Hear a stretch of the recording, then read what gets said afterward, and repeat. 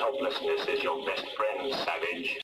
Hey folks, before we start, I should mention that today's subject matter is pretty grim and results in some graphic depictions of violence and other unpleasantness in the video. All you show in the entire video is a bit of blood and some person randomly getting their face punched in. That isn't violence or graphic. In fact, I think you show more graphic and disturbing imagery in this Spec Ops: The Line review, two-part review. I might as well reshape your avatar to look more like this. I know it's all cartoons and such, but, you know, still. Okay, do the thing.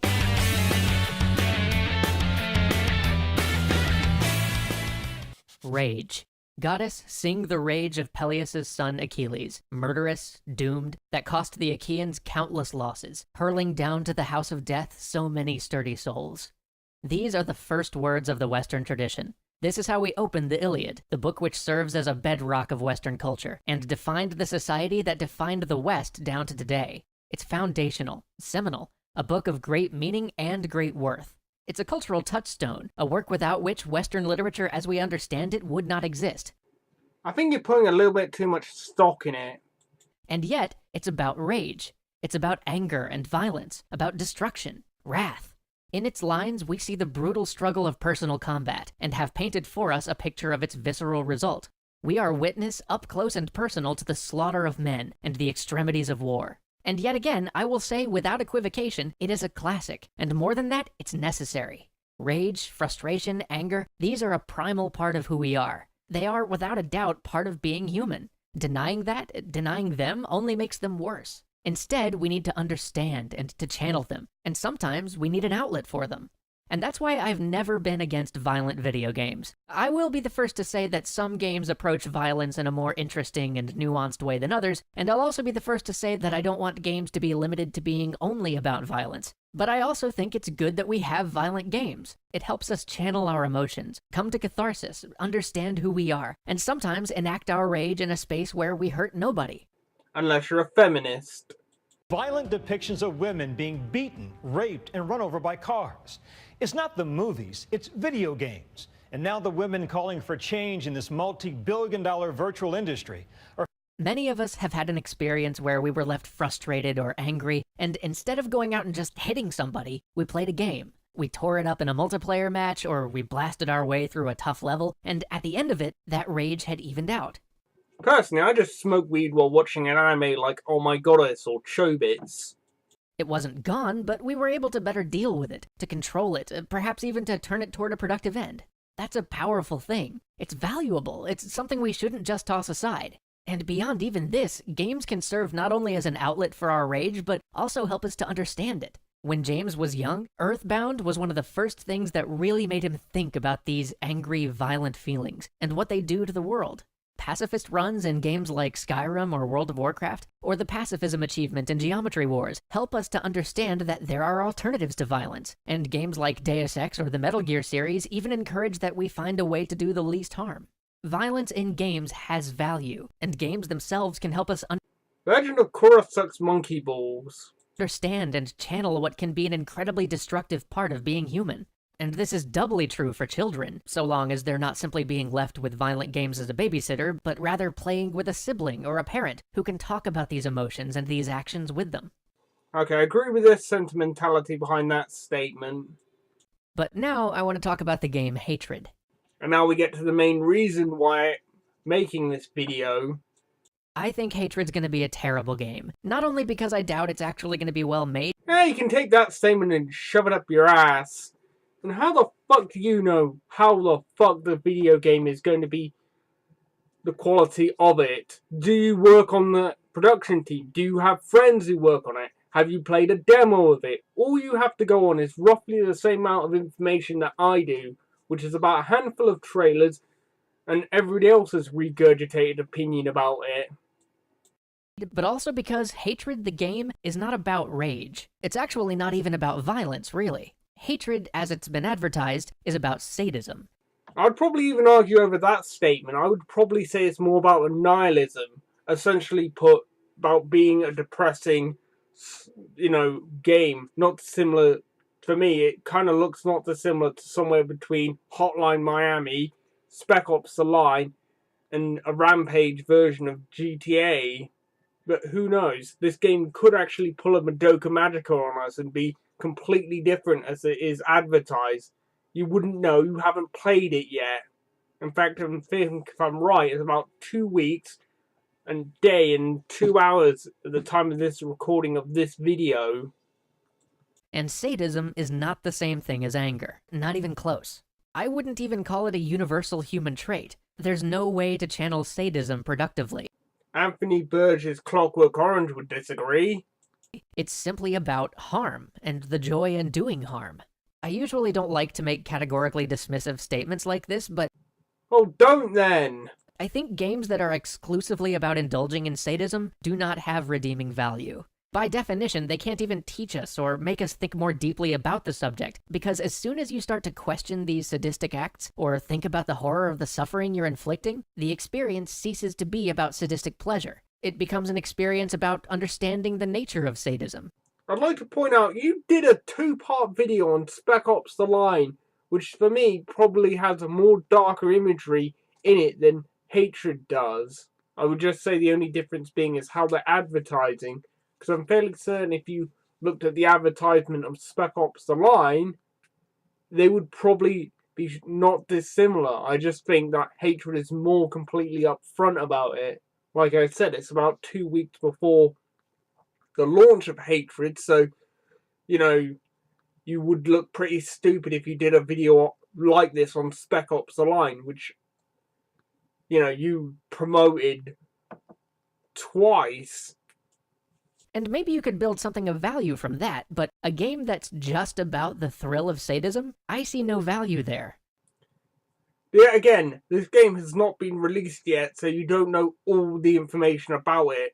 From what I've read about it, and I actually have read interviews with the guys who made it, I heard one of the main reasons why they're making it is because they're worried about gaming coming too politically correct, and it's made to piss off the liberal cocksuckers on the left, which I personally have no problem with them releasing a game like that for the sole purpose of doing that.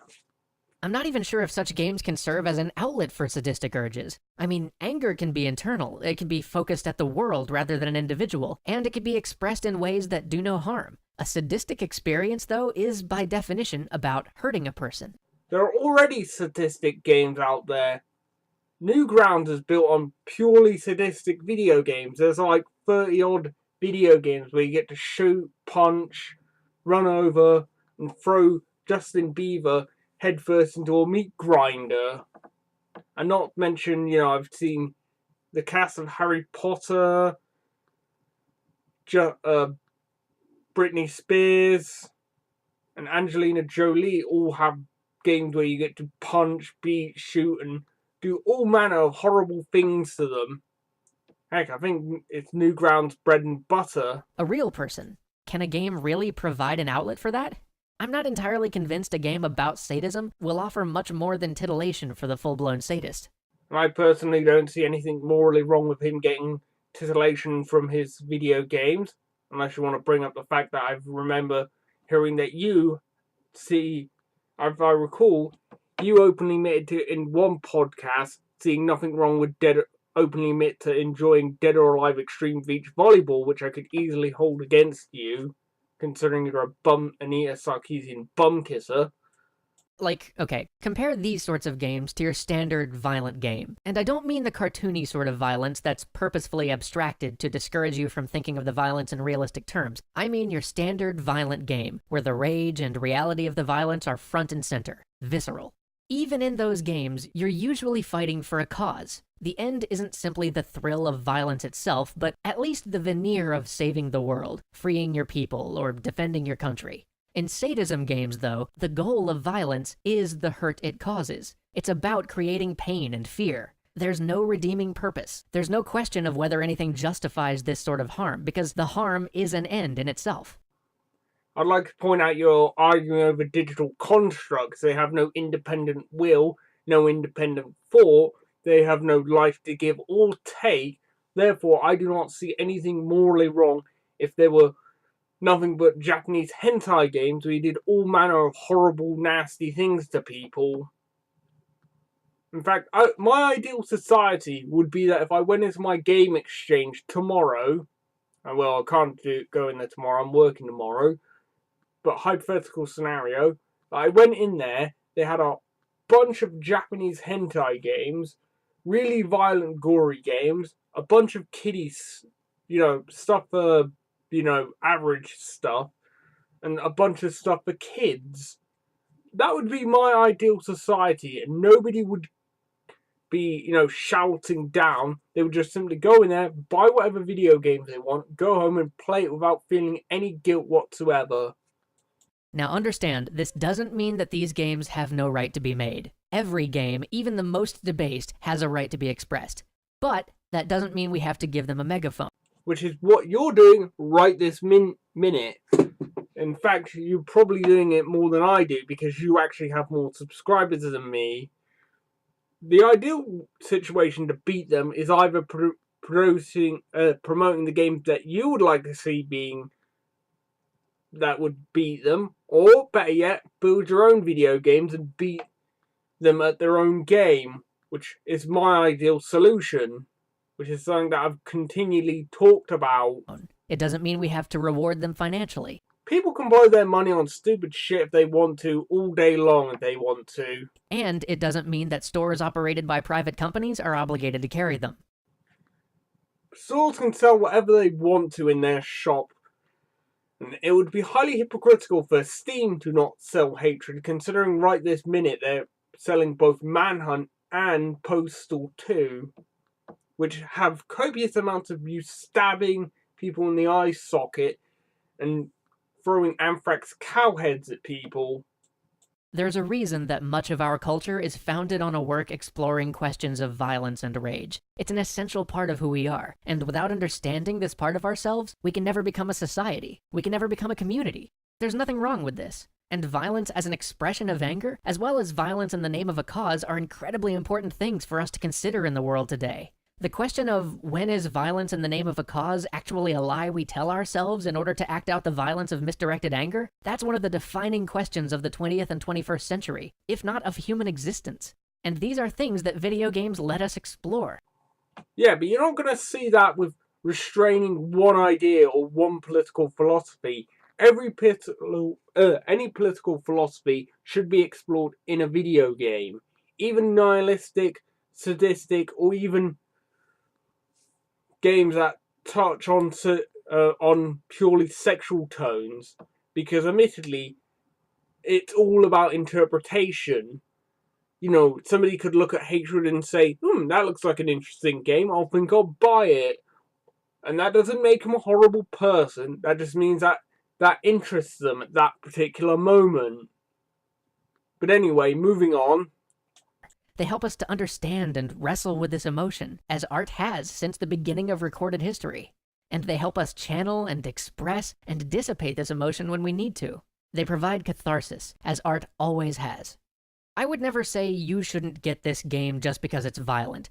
You're a fucking moron. But sadism isn't violence. Sadism is cruelty. And if you're excited about a game that's purely about the thrill of sadism, I would probably ask you, why? Because it's fun, numbnuts. Because the only joy in a sadistic game is the joy found in hurting other people, and maybe I'm wrong, but I don't think that's a joy for most of us. We'll see you next week.